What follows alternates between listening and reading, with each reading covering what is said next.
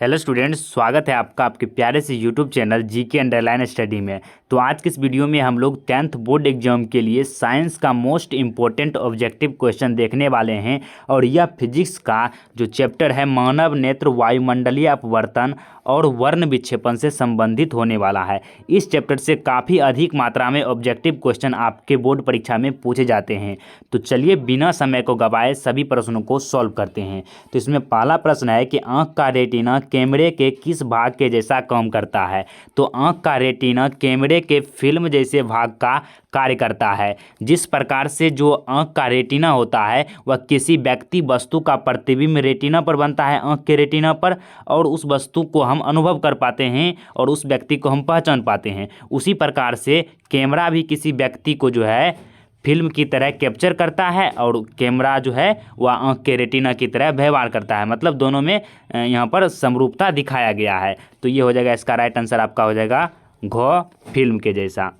उसके बाद नेक्स्ट है कि आँख के किस भाग की सहायता से आँख के अंदर जाने वाली प्रकाश के परिणाम को घटाया या बढ़ाया जा सकता है। तो आँख के अंदर जाने वाली जो प्रकाश की मात्रा होता है उससे जो यह ना आइरिस या परितारिका के द्वारा नियंत्रित किया जाता है, उससे घटाया या बढ़ाया जाता है। इसे जो है ना, जब अगर आप तीव्र प्रकाश में जाते हैं तो यह जो है अपनी आइरिस को बढ़ा देता है, और जब कम प्रकाश में जाते हैं, कम प्रकाश में यह अपने आइरिस को बढ़ा देता है, और जब तीव्र प्रकाश में जाते हैं तो यह अपने आइरिस को जो है ना छोटा कर देता है। जिस प्रकार से आप सुने होंगे कि जो नाभिक होता है नाव के अंदर जाता है वह अपने एक आँख पर जो है पट्टी लगाया हुआ रहता है। वो अंधा जो है ना वह नहीं होता है अंधा, बल्कि जो है ना वह अचानक जो है तीव्र प्रकाश से कम प्रकाश में जाने पर उसकी जो है ना सिविल परिस्थितियाँ थोड़ा सा समय लेगा, तो उस समय उसे देखने के लिए वो अपना दूसरा जो पट्टा होता है इसे हटाकर देख लेता है और नाव को कुछ गड़बड़ी होने पर उसका अच्छे तरीके से ठीक कर सकता है। तो इसलिए वो जो है ना पट्टी लगाता है, ये भी उसका एक कारण है। उसके बाद है कि कैमरे में जो काम प्रकाश को नियंत्रित करना डायफ्राम करता है, आँख में वही काम करता है तो वह पुतली करता है। तो इसका आंसर ग हो जाएगा। फिर है किसी वस्तु का प्रतिबिंब नेत्र के किस भाग पर बनता है। तो रेटिना पर बनता है, जिसे दृष्टि पटल भी कहते हैं। फिर है नेत्र में किसी वस्तु का बना प्रतिबिंब होता है तो वह वास्तविक होता है, उल्टा होता है और छोटा होता है। लेकिन जो है ना मस्तिष्क को जो है ना यह वास्तविक होता है लेकिन सीधा अनुभव होता है मस्तिष्क को, जिस कारण से हमें कोई वस्तु सीधा दिखाई देता है।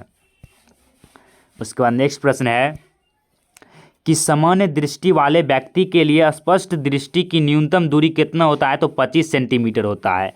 उसके बाद है एक स्वस्थ मानव नेत्र के लिए निकट बिंदु तथा दूर बिंदु क्रमशः होते हैं। तो निकट बिंदु आपका 25 सेंटीमीटर होता है और दूर बिंदु जो है वह अनंत होता है। तो इसका जो राइट आंसर है वो आपका हो जाएगा घ, 25 सेंटीमीटर एवं अनंत।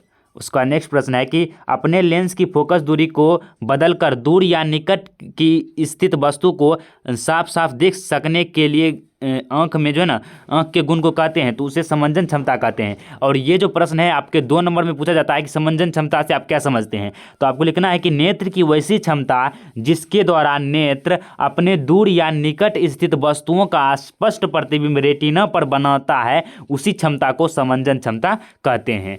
नेक्स्ट प्रश्न है, अगला प्रश्न है आपका कि विभिन्न दूरियों पर की वस्तुओं के प्रतिबिंब को फोकस करने के लिए आँख के लेंस की फोकस दूरी परिवर्तित होती है। तो वह सिलियरी पेशियाँ या सिलियरी मांसपेशियों द्वारा परिवर्तित होती है। इसका आंसर ग हो जाएगा।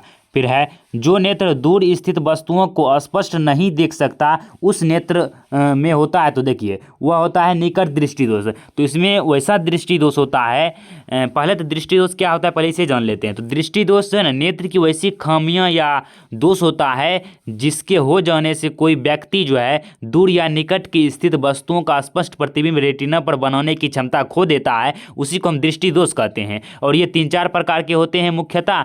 तो इसमें निकट दृष्टि दोष उस दृष्टि दोष को कहा जाता है जिसमें व्यक्ति को निकट है तो निकट का ही वस्तु दिखाई देगा, 25 सेंटीमीटर तक का दिखाई देगा, और उसका दूर की जो वस्तु है वह दिखाई ही नहीं देता है, तो उसे निकट दृष्टि दोष कहते हैं। और दूर दृष्टि दोष वह दोष होता है जिसमें उसे दूर का तो दिखाई देगा लेकिन निकटे का दिखाई नहीं देगा, वह दूर दृष्टि दोष होगा। और जरा दूर दृष्टा वह होता है जिसमें अधिक समय हो जाने पर, बूढ़े हो जाने पर उसकी जो पेशियां है, उसकी जो संवेदन क्षमता है वह घट जाता है, जिस कारण से जरा दृष्टिदोष होता है। फिर वर्णांधता जो है ना, कलर ब्लाइंडनेस जो है, इसमें दो रंगों, लाल और हरा रंगों में जो है ना पहचान करने में असुविधा होने लगता है, वह आपका जो है ना कलर ब्लाइंडनेस कहलाता है। तो इस प्रश्न का उत्तर जो है ना आपका निकट दृष्टिदोष हो जाएगा, क्योंकि इसमें दूर का वस्तु दिखाई नहीं देता है। फिर जो नेत्र जो है ना निकट स्थित वस्तुओं को स्पष्ट नहीं देख पाता है, वह नेत्र होगा, तो वह दूर दृष्टिदोष होगा, क्योंकि दूर का वस्तु देखेगा, निकट का ही नहीं देख पाएगा।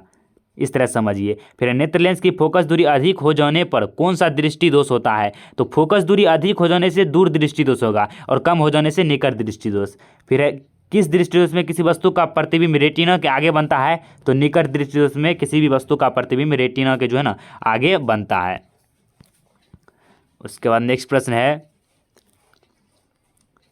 ये प्रश्न हो गया। उसके बाद नेक्स्ट है, दूर दृष्टि दोष का उपचार किस प्रकार के लेंस से किया जाता है? तो उत्तल लेंस के व्यवहार से किया जाता है। तो इसमें अभिसारी लेंस है, तो इसी को उत्तल लेंस भी कहा जाता है, जिस कारण से इसका राइट आंसर हो जाएगा अभिसारी लेंस। फिर है नेत्र की समंजन क्षमता कम हो जाने पर उत्पन्न होता है, तो यह जरा दूरदृष्टा उत्पन्न होता है, जरा दृष्टिदोष या जरा दूरदर्शिता उत्पन्न होता है। फिर तारों के टिमटिमाते प्रतीत होने का कारण है वायुमंडलीय अपवर्तन के कारण तारे टिमटिमाते हुए जो है ना प्रतीत होता है। उसके बाद नेक्स्ट प्रश्न है कि एक साधारण प्रिज्म कितने सतहों से घिरा होता है? तो एक साधारण प्रिज्म जो है वह 5 सतहों से घिरा हुआ होता है। कुछ इस प्रकार से जो है इसकी संरचना होती है, 5 सतहों से ये घिरा हुआ रहता है। फिर है एक प्रिज्म द्वारा श्वेत प्रकाश के स्पेक्ट्रम में वर्ण विक्षेपण जिस घटना के कारण होता है वह घटना है, तो अपवर्तन की वह घटना है। फिर श्वेत प्रकाश जब एक प्रिज्म से होकर गुजरता है तो वर्ण मतलब रंग अधिकतम विचलित होता है, तो बैगनी रंग का विचलन जो है ना सबसे अधिक होता है। उसके बाद नेक्स्ट 20 नंबर का क्वेश्चन है कि किसी क्षण किसी कण पर प्रखर प्रकाश के एक अंश के विभिन्न दिशाओं में छितराने को कहते हैं, तो प्रकाश का प्रकीर्णन कहते हैं। ये 2 नंबर में पूछा जाएगा कि प्रकाश का प्रकीर्णन से आप क्या समझते हैं? तो आपको लिखना है कि प्रकाश का प्रकीर्णन एक ऐसी घटना है